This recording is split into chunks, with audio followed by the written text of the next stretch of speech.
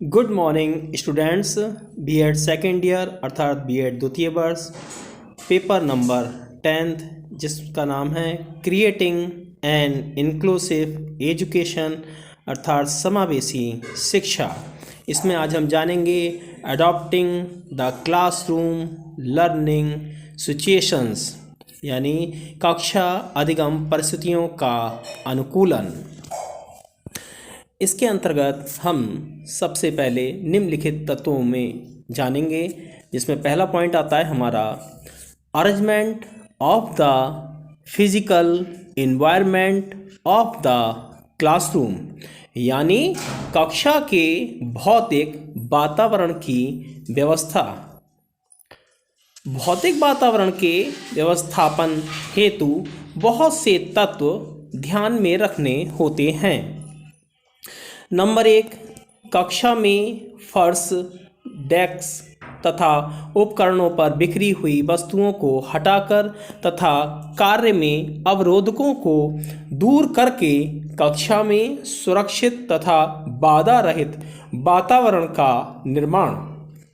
Number 2, कक्षा में तापमान, प्रकाश, ध्वनि स्तर, वायु प्रवाह, आकर्षक साज सज्जा का अनुकूलन समन्वय, जिससे कक्षा में विद्यार्थियों को अनुकूल कार्य दशाएं प्राप्त हों अर्थात वे कक्षा कार्य में रुचि ले सकें। तीसरा पॉइंट आता है कक्षा का फर्नीचर आरामदायक, आकर्षक, टिकाऊ तथा सुगमता से एक स्थान से दूसरे स्थान पर ले जाने योग्य हो। नंबर 4, एकत्र होने, कार्य करने तथा क्रियाकलापों को करने के लिए पर्याप्त स्थान की व्यवस्था हो। पांचवा पॉइंट आता है विद्यार्थियों के बैठने की व्यवस्था करते समय शिक्षा के लक्ष्यों को ध्यान में रखना चाहिए, क्योंकि विद्यार्थियों पर सामाजिक अंतःक्रियाओं का प्रभाव पड़ता है। इसी क्रम में हम दूसरा पॉइंट आता है हमारा organisation of the classroom instructional environment यानी कक्षा के अनुदेशनात्मक वातावरण का संगठन। कक्षा के अनुदेशनात्मक वातावरण के अंतर्गत प्रक्रिया सामग्री को सम्मिलित किया जाता है। अध्यापक पाठ्यक्रम तैयार करता है, विद्यार्थियों का समूह बनाता है, विद्यार्थियों में कौशल, निपुणता तथा सूचनाओं के प्रस्तुतिकरण हेतु व्यवस्था करता है। इस ढांचे का सीधा प्रभाव शैक्षिक क्रियाओं तथा विद्यार्थियों की उपलब्धियों पर पड़ता है। कक्षा वातावरण के ध्यान में रखने योग्य मुख्य सिद्धांत निम्नलिखित हैं। नंबर 1, पाठ्यक्रम कौशल, निपुणता, सूचनाओं का संगठन, क्रियाकलापों आदि का रुचि के अनुरूप संगठन। नंबर 2, अनुदेशन हेतु बाध्यताओं के आधार पर विद्यार्थियों के समूह बनाना, इसमें परिवर्तन करते रहना चाहिए। नंबर 3, अवलोकन की व्यवस्था करता है, अनुदेशनात्मक सामग्री प्रदान करता है। इस अनुदेशनात्मक सामग्री में स्वतः संशोधन सामग्री, अनुदेशनात्मक कार्यक्रम तथा वैचारिक अनुदेशन आदि सम्मिलित रहते हैं। इन अनुदेशनों से बालकों को पृष्ठ पोषण मिलता है। नंबर 4, विद्यार्थियों के व्यवहार को सुधारने के लिए तथा उसे अच्छे व्यवहार की प्राप्ति हेतु निर्देशन रूपरेखा तैयार करता है। कक्षा के लिए ऐसे नियम तथा नियमित कार्यक्रम बनाता है जो संक्षिप्त, विशिष्ट व आसानी से समझे जाने वाले तथा सकारात्मक हों। नंबर 5, अध्यापक विद्यार्थियों के अभिलेख रखता है। ये अभिलेख विद्यार्थियों की योग्यता के अनुरूप होते हैं तथा विद्यार्थियों के बार बार निरीक्षण के आधार पर तैयार किए जाते हैं। तीसरा पॉइंट आता है हमारा यूज ऑफ टीचिंग टेक्निक्स यानी शिक्षण की तकनीक का प्रयोग। शिक्षा की आधुनिक तकनीक में व्यवस्थित अनुदेशनात्मक प्रविधियाँ, प्रक्रियाओं का व्यवहार में परिवर्तन, उपकरणों की उच्च तकनीक, माध्यम तथा अधिगम साधन सम्मिलित हैं। विद्युत तकनीक जैसे दूरदर्शन, रेडियो, श्रव्य और दृश्य, टेप तथा कंप्यूटर ने शिक्षा की उत्पादकता, गुणवत्ता तथा उपलब्धता के क्षेत्र में क्रांति ला दी है। नंबर चौथा पॉइंट आता है time and other resources management, यानी समय तथा अन्य संसाधनों का प्रबंधन। समस्त अधिगम वातावरण का प्रबंधक होने के नाते अध्यापक आवश्यक अधिगम साधनों के स्थान, संगठन तथा प्रयोग का पर्यवेक्षण करता है। नंबर 1 इंस्ट्रक्शन टाइम, अनुदेशन का समय। अध्यापक को कक्षा के नियमित कार्यक्रम को छोटे छोटे खंडों में बांट देना चाहिए तथा विद्यार्थी को बतला देना चाहिए कि किस समय कौन सा क्रियाकलाप किया जाएगा। नंबर 2 इंस्ट्रक्शनल मटेरियल, यानी अनुदेशनात्मक सामग्री।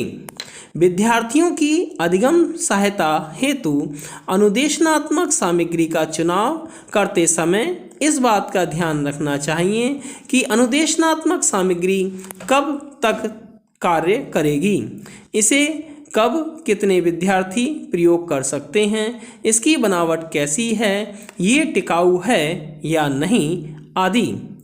तीसरा पॉइंट आता है प्रोग्राम फॉर ट्रबल शूटिंग, यानी कठिनाइयों के निवारण हेतु कार्यक्रम।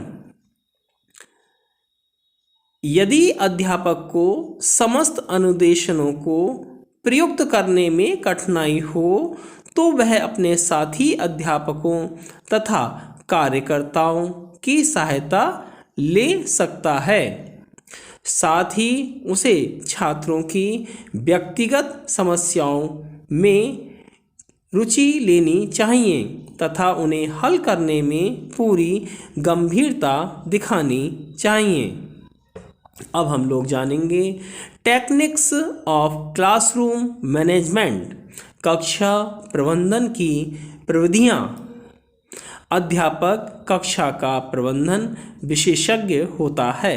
वह कक्षा के प्रबंधन हेतु विभिन्न अवयवों को विद्यार्थियों के भिन्न भिन्न व्यवहारों तथा परिस्थितियों के अनुसार लागू करता है। इसमें सबसे पहले हम लोग जानेंगे रिदम एंड साइकोलॉजिकल सीक्वेंस, यानी लयात्मकता एवं मनोवैज्ञानिक अनुक्रम। यह आवश्यक है क्योंकि यदि कक्षा में लयात्मकता है तो वहाँ पर घटनाओं का क्रम भी सही रहेगा। विद्यार्थी स्वयं को असुरक्षित नहीं महसूस करेंगे तथा कक्षा के अगले क्रियाकलापों को करने के लिए उत्सुक रहेंगे। इसके लिए अध्यापक को एक नियमित कार्यक्रम बनाना चाहिए। जिन कक्षाओं में कार्यक्रम पर ध्यान नहीं दिया जाता है तथा जिनके निश्चित कार्यक्रम नहीं होते, वे कक्षाएं विक्षोभय युक्त तथा असुरक्षित होती हैं। इसका तात्पर्य ये नहीं है कि कक्षा में अनियोजित क्रियाकलाप नहीं करवाए जा सकते। क्रियाकलापों के महत्व, आवश्यकता एवं उद्देश्यों की दृष्टि से ये क्रियाकलाप कक्षा में करवाए जा सकते हैं, परंतु कक्षा से बाहर करवाए जाने वाले क्रियाकलापों में लयात्मकता होनी चाहिए। दूसरा पॉइंट आता है class culture and conduct of classroom, कक्षा संस्कृति और कक्षा व्यवहार की संहिता। कक्षा संस्कृति से अभिप्राय ये है कि विद्यार्थी कक्षा में स्वयं को सुरक्षित महसूस करे। यह अध्यापक का उत्तरदायित्व है कि वह परंपराओं, रीति रिवाजों तथा मूल्यों के द्वारा कक्षा संस्कृति का विकास करे। अध्यापक विद्यार्थियों की कक्षा संस्कृति के विकास में उनकी भूमिका को पहचानने तथा उसे निभाने में सहायता करता है। इस प्रक्रिया के द्वारा कक्षा में अनुशासन बढ़ता है, क्योंकि कक्षा में विद्यार्थी विभिन्न प्रकार के व्यवहार सीखते हैं। संयुक्त समूह के सदस्यों की सामान्य रुचियां तथा उद्देश्य एक जैसे होते हैं। अब हम लोग जानेंगे टीचर्स इन्वॉल्वमेंट इन टीचिंग, यानी अध्यापक की शिक्षण में भागीदारी। विद्यार्थी के व्यवहार पर पड़ने वाले समस्त प्रभावों में अध्यापक का व्यवहार प्रमुख है। अध्यापक की मुस्कुराहट, प्रोत्साहन के शब्दों, प्रशंसा, मूल्यांकन तथा शांत स्वभाव का विद्यार्थी के व्यवहार पर बहुत प्रभाव पड़ता है। सही रूप में विद्यार्थी पर ध्यान देकर अध्यापक विद्यार्थी के सामाजिक तथा शैक्षिक व्यवहार को बदल सकता है। जब अध्यापक वांछित व्यवहार के बारे में बतलाता है तो विद्यार्थी ऐसे व्यवहार करते हैं और अभ्यास करने से वांछित व्यवहारों का विकास होने लगता है। जब अध्यापक छात्रों के आवंटन व्यवहार पर ध्यान नहीं देता है तब छात्र उस व्यवहार को भविष्य में कम करने लगता है। इस प्रकार के व्यवहार में संशोधन के लिए अध्यापक में निपुणता और जागरूकता होनी चाहिए। किसी भी बालक के व्यवहार में परिवर्तन शीघ्र नहीं लाया जा सकता। व्यवहार परिवर्तन के लिए अध्यापक को पुनर्बलन तथा पृष्ठ पोषण विधियों का प्रयोग करना चाहिए। Thanks for watching. धन्यवाद।